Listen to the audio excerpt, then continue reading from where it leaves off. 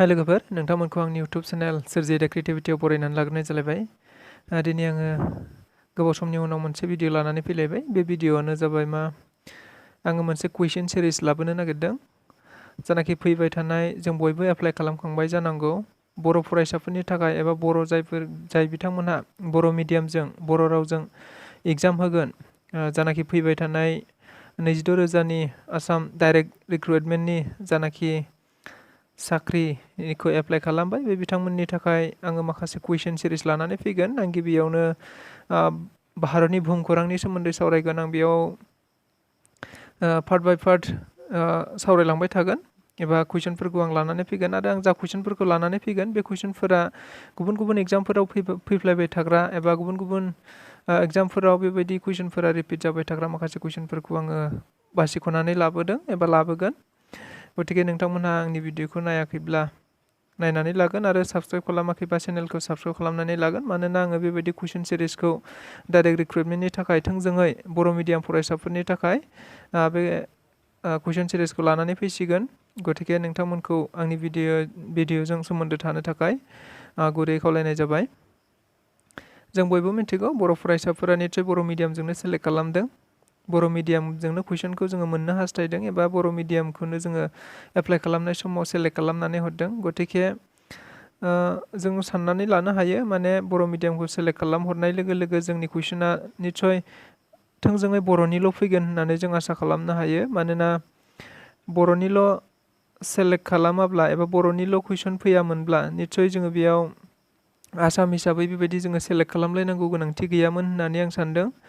जेराव इंलिस, एसामिस, बर' बे मोनथाम लेंगुवेजआ आसामाव थाखानांगौमोन। नाथायबा देग्लायनि जानाखि डाइरेक्ट रिक्रुटमेन्ट, बे डाइरेक्ट रिक्रुटमेन्टआ जाय एप्लाइ खालामनायाव जाय मिडियामखौ सेलेक्ट खालामनानै हरदों, बे मिडियामनिल' थोंजोङै फैगोन बायदि आं मोनदों। बर'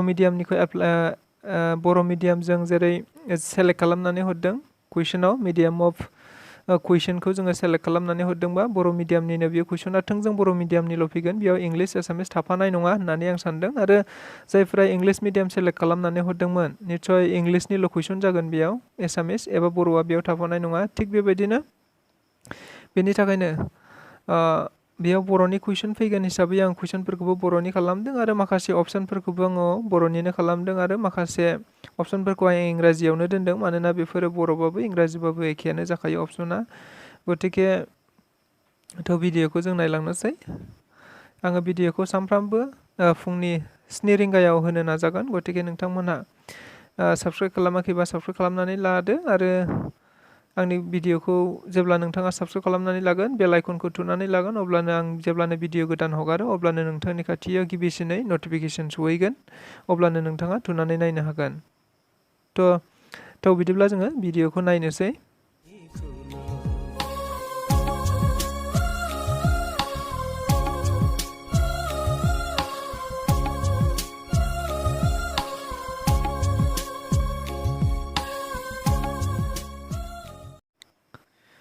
कुइसना आङो दहायनो बुंखादों, माने कुइसनखौ आङो भारतनि भुमखौरांनि सोमोन्दै गिबियै सावरायग्रोनो लागोन। आं बेयाव गासै 100नि एसे बांसिनथासो कुइसनफोरखौ सावरायगोन, पार्ट बाय पार्ट, सानफा हगारलांबाय थागोन आं बेयाव। गतिके नोंथांमोनहा आंनि भिडिअखौ सानफ्रामबो नायगोन आरो सापर्ट खालामगोन आरो सोरबा मिथियाखैबा एबा सोरनोबा फोरमायनांगौ दङब्ला जाहाथे फोरमायनानै शेयार खालामनानै होयो, बेखौनो आङो गुरै खावलायफाबाय। बिदिब्ला जोङो कुइसनखौ जागायनोसै। कुइसनफोरा आं बर'निनो दहायनो बुंखादों, आं कुइसनखौ बर'निनो लिरदों, बेयाव इंराजिखौ आं होफानाय जायाखै। खाबु जायोबा आङो इंराजिनिबो कुइसन लाबोगोन। गतिके बिदिब्ला जोङो कुइसनखौ नायलांनोसै। 1 नाम्बार कुइसनाव दङ, भारतआ बबे हादरमानि सिङाव दङ? गोरलै कुइसन, जों बयबो मिथिखायो। माने भारतआ बबे हादरमानि सिङाव दङ होनदों। इंराजिनि बुंनो थाङोब्ला बेखौ हादरमा होननानै बुङोब्ला कन्टिनेन्ट। बबे कन्टिनेन्टनि सिङाव दङ होनदों भारतआ? बेयाव अपसनफोराव दङ एसिया, आफ्रिका, आमेरिका आरो अस्ट्रेलिया। बेनि गुबै एन्सारा जाहैगोन, जों बयबो मिथिखायो, एलपियावनो फरायबोखादों जोङो, भारतआ एसिया हादरमानि सिङाव दं होननानै। गतिके एन्सारा जाहैगोन नैबे। गिबि खुआ बेनि एन्सारा। 2 नाम्बाराव जों नायनो हायो। 2 नाम्बाराव मा होनदों? भारतआव आथिखाल बेसेबां रायजोफोर दं? जों बयबो मिथियो निस्सय। भारतआव आथिखालाव बेसेबां स्टेटफोर दं? How many states are there in India at present? माने भारताव आथिखालाव बेसेबां स्टेटफोर एबा रायजोफोर दं होननानै बुंदों। जों बयबो मिथिखायो बेनि गुबै एन्सारा जायो बेयाव 27, 29, 31, 33 बेनि गुबै एन्सारा जाहैगोन 29 नैथि ख बेनि गुबै एन्सारा। 3 नम्बराव थांनि जोङो। 3 नम्बराव मा होनदों? गाहायनि बबे रायजोआव आरावली हाजोआ दं? आरावली होननाय मोनसे हाजो, बे आरावली होननाय हाजोआ गाहायनि बबे मोनसे रायजोआव दं होननानै बुंदों। बेयाव अप्सनफोराव दङ आसाम, गुजरात, हिमाचल प्रदेश आरो पान्जाब। बेनि गुबै एन्सारा जाहैगोन, जोङो निस्सय बयबो मिथिजोबाब्लाबो बेनि गुबै एन्सारा नैबे जागोन ग हिमाचल प्रदेशआव आरावली हाजोआ दङ। जों बयबो गोसोआव लादो। बेनि उनाव 4 नम्बर सोंनायाव थांनि जोङो। 4 नम्बराव मा दङ? बांसिन बिबांनि संख्रि दिहुनग्रा रायजोआ मा होनदों? Salt producing highest salt producing state in India होननानै बुंदों। माने बांसिन बिबांनि संख्रि दिहुनग्रा भारताव बबे रायजोआव दिहुनो होननानै बुंदों। बेयाव अप्सनाव दङ मणिपुर, गुजरात, केरेला आरो तामिलनाडु। बेनि गुबै एन्सारा जाहैगोन, जों बयबो मिथिगौ बेनि गुबै एन्सारा जाहैगोन अप्सन नैथि ख एबा गुजरातआव भारतनि गेजेराव बयनिख्रुइबो बांसिन संख्रि दिहुननाय जायो। 5 नम्बर सोंनायाव दङ। 5 नम्बर सोंनायाव मा होनदों? गाहायनि बबे रायजोआव बांसिन रबाट दिहुननाय जायो? रबाट। जों बयबो मिथिगौ रबाटखौ मा होनदों? गाहायनि बबे रायजोआव इन्डियानि बबे स्टेटआव बांसिन रबाट दिहुननाय जायो होननानै बुंदों। बेयाव अप्सनफोराव दंमोन केरेला, आसाम, त्रिपुरा, महाराष्ट्र। बेनि गुबै एन्सारा जाहैगोन केरेला। केरेलायाव जों बयबो गोसोआव लादो, केरेलायाव भारताव बयनिख्रुइबो केरेला स्टेटआव भारताव बयनिख्रुइबो बांसिन रबाट दिहुननाय जायो। नेक्स्टआव थांनि जोङो। 6 नम्बर सोंनायाव दङ। 6 नम्बर सोंनायखौ जों नायनो। गाहायनि बबे रायजोआव बांसिन खुसेर दिहुननाय जायो? बेफोरथ' गोरलैखा, जों बयबो मिथिखायो। माने खुसेरखौ भारताव बबेयाव बांसिन दिहुननाय जायो? बबे स्टेटआव बयनिख्रुइबो बांसिन खुसेर दिहुननाय जायो होननानै बुंदों। अप्सनफोराव दङ नागालेण्ड, तामिलनाडु, महाराष्ट्र, उत्तर प्रदेश। बेनि गुबै एन्सारा जाहैगोन, जों बयबो मिथिखायो अप्सन घ उत्तर प्रदेश। उत्तर प्रदेशआव भारतनि गेजेराव बयनिख्रुइबो बांसिन खुसेर दिहुननाय जायो। नेक्स्टआव थांनि जोङो। 7 नम्बराव मा दङ नायनि। गाहायनि बबे रायजोखौ ग्रेनारि अफ इन्डिया बुंनाय जायो? बेयाव आङो अप्सन इंराजियैनो दोननाय जादों। बेयाव बेबायदि आङो सोदोब नागिरनानै मोनाखै ग्रेनारि अफ इन्डिया, थोंजों सोदोब नागिरनानै मोनाखै, ओंखायनो आङो बेयाव ग्रेनारि सोदोबखौनो दोननाय जादों। माने गाहायनि बबे रायजोखौ ग्रेनारि होननानै बुंनाय जायो? भारतनि ग्रेनारि होननानै बुंनाय जायो। अप्सनफोराव मा दङ? केरेला, पान्जाब, हारियाना आरो मणिपुर। बेनि गुबै एन्सारा मा जागोन? नैथि ख एबा पान्जाब। पान्जाबखौ ग्रेनारि अफ इन्डिया होननानै बुंनाय जायो। 8 नम्बर सोंनायाव मा दङ? 8 नम्बर सोंनायखौ नाय। मुम्बाइनि उरां गाथोनखौ बुंनाय जायो। मुम्बाइनि उरां गाथोनखौ एबा एयारपर्टखौ, मुम्बाइ एयारपर्टखौ मा मुङै मिथिनाय जायो होननानै बुंदों? बेयाव दङ पालाम, दामदाम, मेनाम, बाक्काम आरो साहार। बेनि गुबै एन्सारा जाहैगोन अप्सन नैबे घ साहार होननानै मिथिनाय जायो। माखौ? मुम्बाइनि उरां गाथोनखौ एबा मुम्बाइ एयारपर्टखौ साहार होननानै बुंनाय जायो। 9 नम्बर सोंनायाव मा दङ? भारतनि गिबिसिन रकेट दिहुनथाइ मिरुखौ खालामनाय जादों। मा होनदों? भारतनि गिबिसिन रकेट दिहुनथाइ मिरुखौ मा होनदों? रकेट लन्चिं सेन्टार, जायखौ बुङो जों भारतनि गिबिसिन फार्स्ट रकेट लन्चिं सेन्टार होननानै माखौ खालामनाय जादों? बबेखौ खालामनाय जादों? सेन्टारा बबेखौ खालामनाय जादों? बेनि गुबै एन्सारा जाहैगोन तुम्बा। तुम्बाया जाहैबाय भारतनि गिबिसिन रकेट लन्चिं सेन्टार एबा रकेट दिहुनथाइ मिरु, एबा रकेटखौ बे सेन्टारनिफ्रायनो लन्च खालामनाय जायो एबा मा होनो दिहुननाय जायो। 10 नम्बर सोंनायाव मा दङ? नायनि जोङो नेक्स्ट कुइसनाव। मनसुनखौ सोर दिहुनदोंमोन? मनसुनखौ सोर दिहुनदोंमोन? मनसुन होननानै बुंब्लाथ' जों बयबो मिथिखायो। मनसुन माने जानाखि गरम बोथोर, गरम बोथोरखौ सोर दिहुनग्रोदोंमोन? गरम बोथोर एबा दानि दैज्लां बोथोर बे दैज्लां बोथोरखौ सोर दिहुनग्रोदोंमोन होननानै बुंदों अपसनफोराव मा दं ब्रिटिशफोर मुगलफोर आरबफोर आरो चाइनिसफोर बिनि गुबै एन्सारा जाहैगोन मा जों बयबो गोसोआव लादो आरबफोरा मनसुन सिजनखौ गिबियै दिहुनग्रोनाय जादोंमोन 11 नाम्बार सोंनायाव फैनि जोङो 11 नाम्बाराव मा दङ जों नायदो लक्षद्वीप आइलेन्डआ दङ मा होनो लक्षद्वीप मोनसे आइलेन्ड दै सेराव थानाय मोनसे माने सोरगिदिं दैमानि गेजेराव थानाय आइलेन्ड माने सोरगिदिं दैमानि गेजेराव थानाय मोनसे मा होनो थावनि बेयाव हा दङ आरो माने सोरगिदिं दैमा थायो बेबायदि आइलेन्डआ बेखौ बुंनाय जायो दैमादिप जायखौ बुंनाय जायो जोङो लक्षद्वीप आइलेन्डआ बबे लैथोमानि गेजेराव दं होननानै बुंदों अपसनफोराव दङ भारत लैथोमा इन्डियान अशियान जायखौ बुङो जोङो आराबियान लैथोमा आराबियान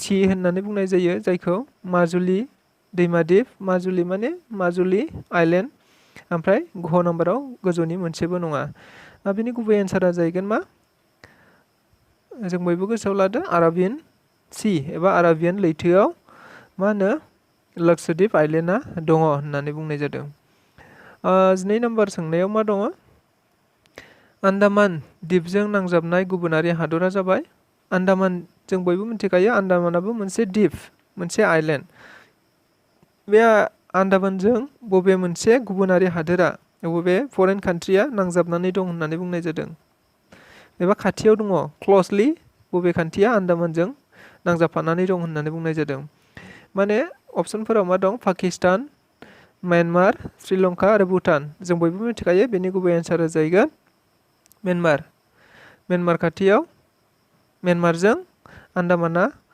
खाथियाव नांजाबफानानै दङ 13 नाम्बार सोंनायाव थांनि जोङो भारतनि गासै अरथाया जाबाय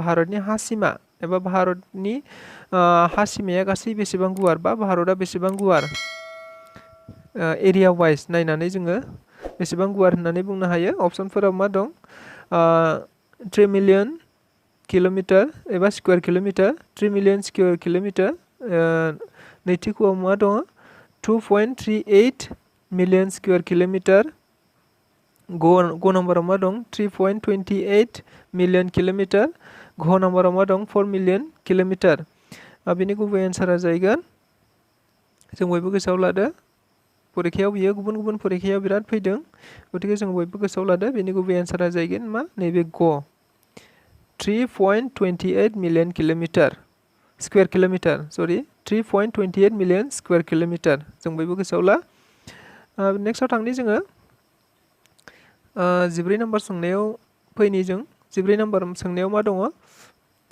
बुहुमजों रुजुनायाव भारतनि बुहुमखौराङारि जौथाया बेसेबां जों बयबो गोसोआव ला बेबो गुबुन एग्जामफोराव फैफ्लायबाय थाबाय माने बुहुमजों रुजुनायाव भारतनि बुहुमखौराङारि जौथाया बेसेबां माने बुहुमजों रुजुनायाव कम्पेयार खालामनायाव वर्ल्डजों कम्पेयार खालामनायाव भारतनि जौथाया बेसेबां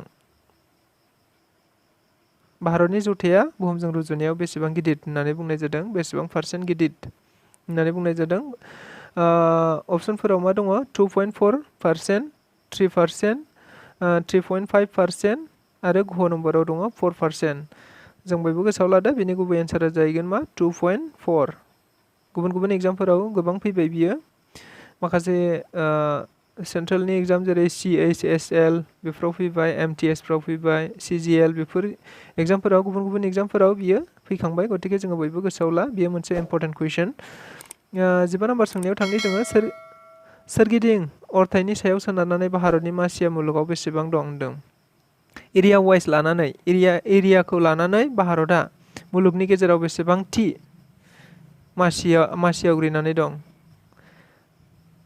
मुलुगनि रुजुनायाव मुलुगाव बेसेबां नाम्बार पजिशनाव भारतआ दं होनदों माखौ लानानै एरियाखौ नायनानै भारतआ बेसेबां पजिशनाव दङ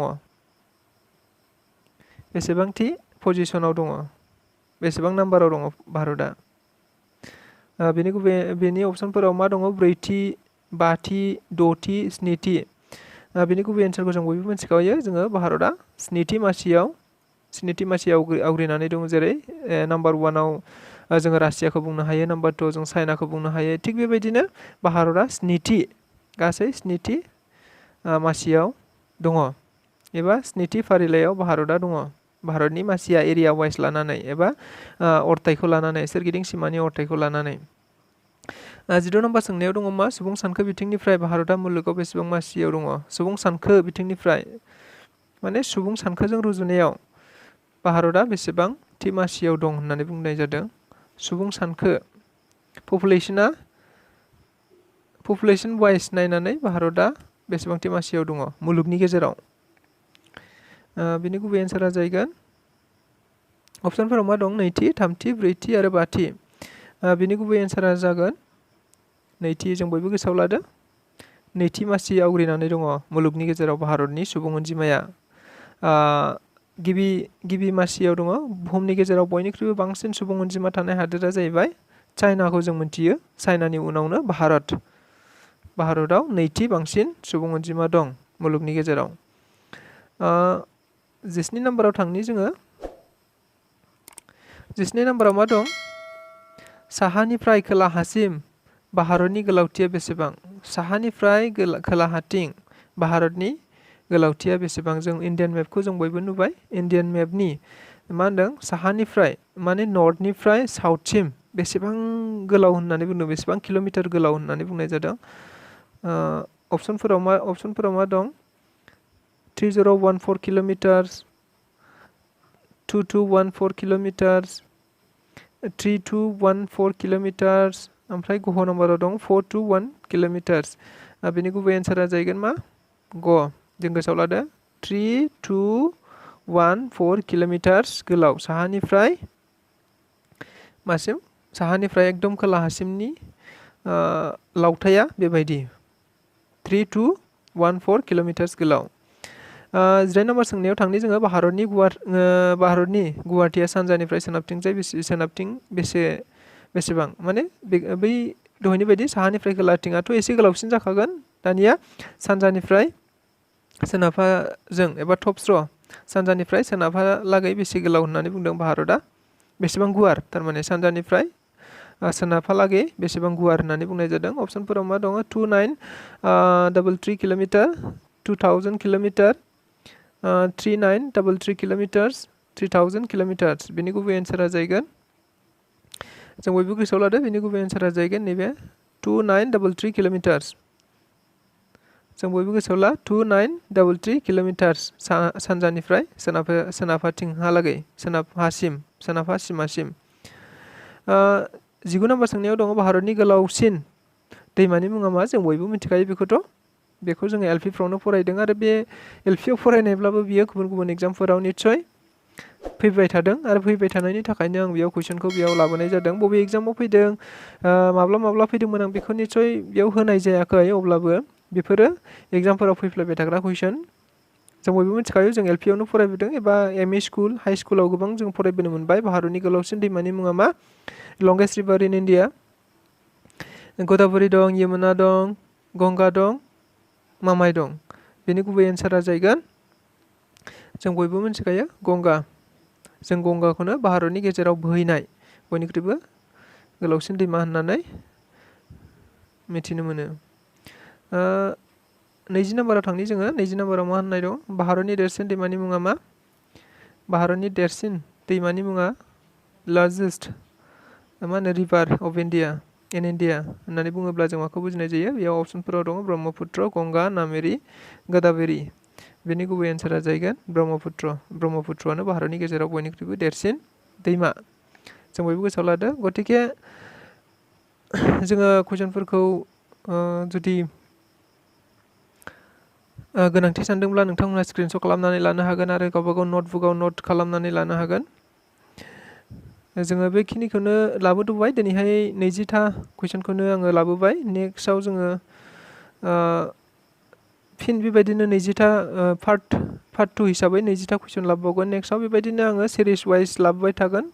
दायो आङो थोंजोङै भारतनि भुमखौराङारि इन्डियान जिअग्राफिनि सायाव सावरायनाय जागोन। इन्डियान जिअग्राफिनि सायावनो आङो 150थासो बेबायदिनो 150थासो कुइसन इम्परटेन्ट कुइसनफोरखौ आं लानानै फैगोन। गतिके नोंथांमोनहा पार्ट बाय पार्ट सानफ्रामबो जाहाथे नायलाङो बेखौनो आसा खालामनाय थाबाय। गतिके आङो फार्स्ट टाइम दिनैहाय पार्ट 1 हिसाबै इन्डियान जिअग्राफिनि बे 20था कुइसनखौनो लानानै फैनाय जाबाय। गतिके गोजोननाय थाबाय आंनि भिडिअखौ सिगांनिफ्राय जोबजासिम नायनायनि थाखाय। आरो नोंथांमोनहा जुदि नायनानै मोजां मोनदोंब्ला लाइक खालाम, साबस्क्राइब खालामनानै ला, चेनेलखौ साबस्क्राइब खालामाखैब्ला, मानोना आं बेबायदि कुइसन लानानै फैबाय थासिगोन। स' गोजोननाय थाबाय बयनिसिमबो।